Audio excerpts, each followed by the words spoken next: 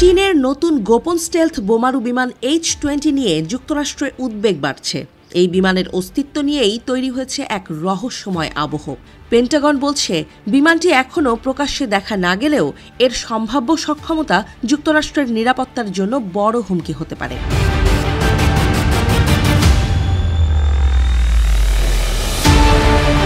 H-20 নিয়ে আলোচনা বহু বছর ধরেই চলছে।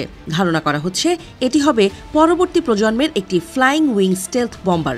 এতে থাকবে পারমাণবিক অস্ত্র বহনের সক্ষমতা, এমনকি দীর্ঘপাল্লার ক্রুজ মিসাইল বা হাইপারসনিক অস্ত্র বহন করতে পারে।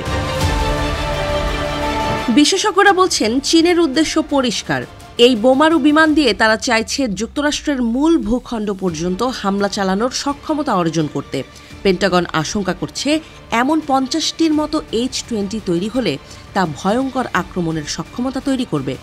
মানে একসাথে বহু স্টেলথ বম্বারের ঝটিকা আক্রমণে প্রশান্ত মহাসাগরের বড় অংশ হুমকির মুখে পড়তে পারে। বিশেষ করে গুয়াম, হাওয়াই, এমনকি যুক্তরাষ্ট্রের পশ্চিম উপকূল পর্যন্ত ঝুঁকিতে পড়বে। কিন্তু রহস্য এখানেই, বিমানটি এখনও জনসম্মুখে দেখা যায়নি।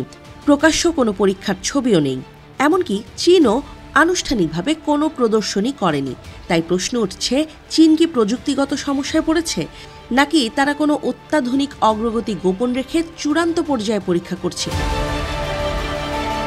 মার্কিন সামরিক বিশ্লেষকদের মতে, চীনের স্টেলথ প্রযুক্তিতে এখনও অনেক ঘাটতি রয়েছে। তাদের দাবি, একটি B-2 স্পিরিট বোমারু বিমানের পুরনো সংস্করণ আজ যুক্তরাষ্ট্রের এয়ারফোর্স মিউজিয়ামে প্রদর্শিত রয়েছে। অথচ চীন একই ধরনের ফ্লাইং উইং স্টেলথ বম্বার বানাতে এত সময় নিচ্ছে, যা নিজেই অনেক প্রশ্ন জাগায়। কিন্তু বিপরীত ধারণাও আছে।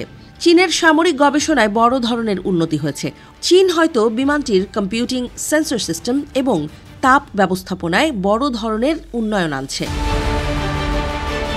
তবে পেন্টাগন সতর্ক।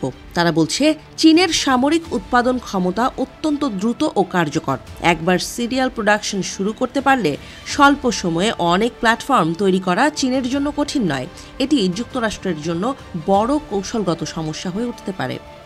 H-20-র সবচেয়ে আলোচিত দিক হল এর সম্ভাব্য অস্ত্র ও সেন্সর ক্ষমতা। এটি যদি B-2-র মতো বোমা বহন করতে পারে, তবে এক একটি বিমানে থাকবে অসংখ্য ক্রুজ মিসাইল বা পারমাণবিক বোমা। অনেকে অনুমান করছেন, এতে CJ-20 নামের দীর্ঘপাল্লার ক্রুজ মিসাইল বসানো হবে, যার পাল্লা প্রায় 2000 কিলোমিটার।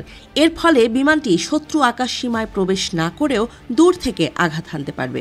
এছাড়া চীন ইতোমধ্যে H-6K বিমানে YJ-21 হাইপারসনিক অস্ত্র পরীক্ষা করেছে। তাই H-20 থেকেও হাইপারসনিক আক্রমণ চালানোর সক্ষমতা থাকতে পারে বলে ধারণা করা হচ্ছে।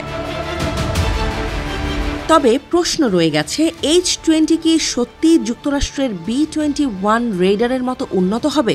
কারণ B-21-এ রয়েছে অত্যাধুনিক সেন্সর ফিউশন সিস্টেম। এটি শুধু বোমারু বিমান নয়, বরং আকাশের কমান্ড নোড, অর্থাৎ যুদ্ধক্ষেত্রের তথ্য সংগ্রহ, বিশ্লেষণ ও নিয়ন্ত্রণের কেন্দ্র হয়ে উঠতে পারে। পাইলট ককপিট থেকেই ড্রোন স্কোয়াড নিয়ন্ত্রণ করতে পারবেন। এই প্রযুক্তির সঙ্গে চীন কতটা পাল্লা দিতে পারবে তা এখনও স্পষ্ট নয়।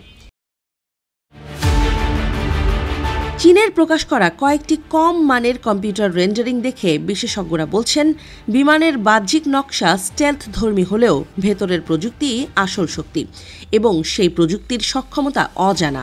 তবে একটি বিষয় পরিষ্কার, চীনের সামরিক উচ্চাকাঙ্ক্ষা থেমে নেই। দেশটি সিভিল মিলিটারি ফিউশন, অর্থাৎ বাণিজ্যিক খাত ও সামরিক গবেষণাকে একসঙ্গে কাজে লাগিয়ে দ্রুত উৎপাদন বাড়াতে পারে। এটাই যুক্তরাষ্ট্রকে বেশি ভাবাচ্ছে।